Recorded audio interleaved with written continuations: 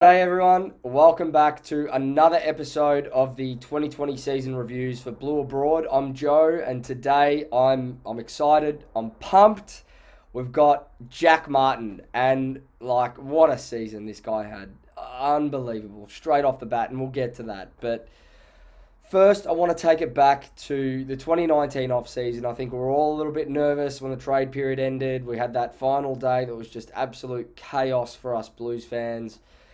So many of us walked away from that thinking all we got out of this was Eddie Betts and Mark Pittonet, and this is an absolute disgrace. Like, we've missed out on not only Tom Papley, but we've missed out on Jack Martin, who is a phenomenal footballer.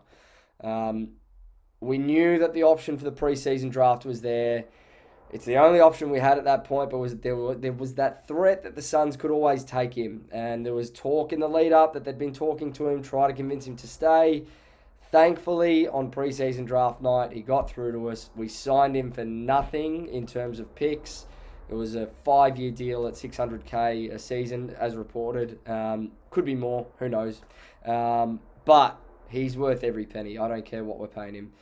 He showed straight off the bat in his first season for us what he's worth. He showed straight off the bat the talent that he has, just the raw talent that this guy has.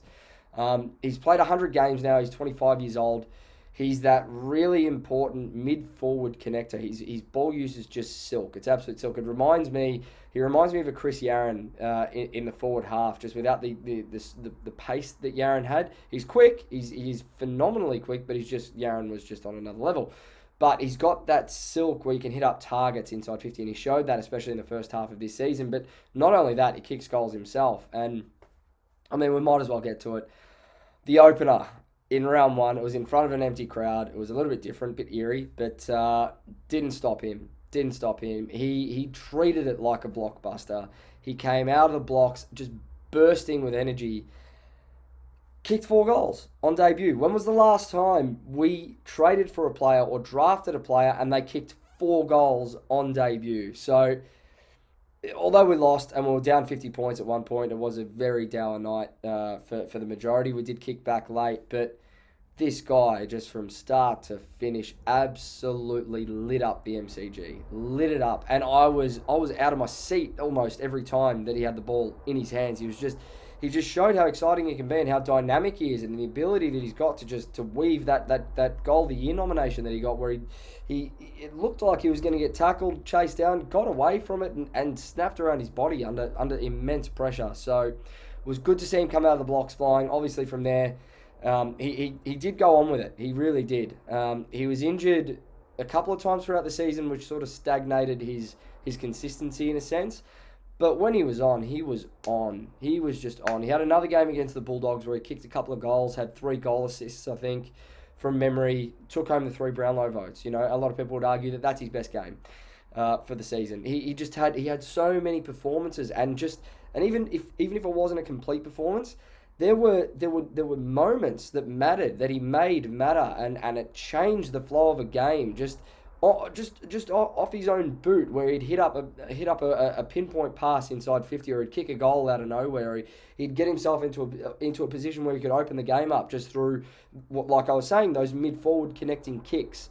So it's no doubting how important this guy is now to our team. He is best 22 week in, week out, regardless of who we've brought in Sard and Williams in the off season. This guy gives us pace on the outside. He gives us silk. He gives us.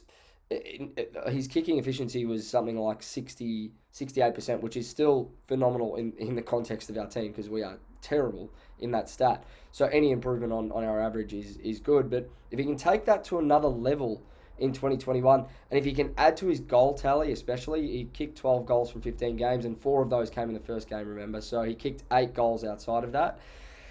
He really needs to just improve on his set shot kicking. He was a little bit erratic at times. If he can improve on that total goal tally of 12 this year, it's going to go a very, very long way to us making a finals berth. That's what we want in 2021. We want nothing less now as Carlton fans. This club should be aiming for nothing less than to play finals.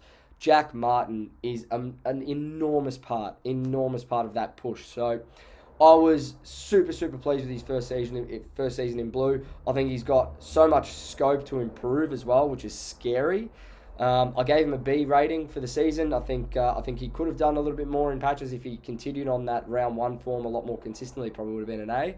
But a B is by far. It's there's nothing bad about that. I think it just shows that he's got so much more room to improve, and it's scary. It is seriously scary where his ceiling might be. So let me know your thoughts in the comments, and go Blues.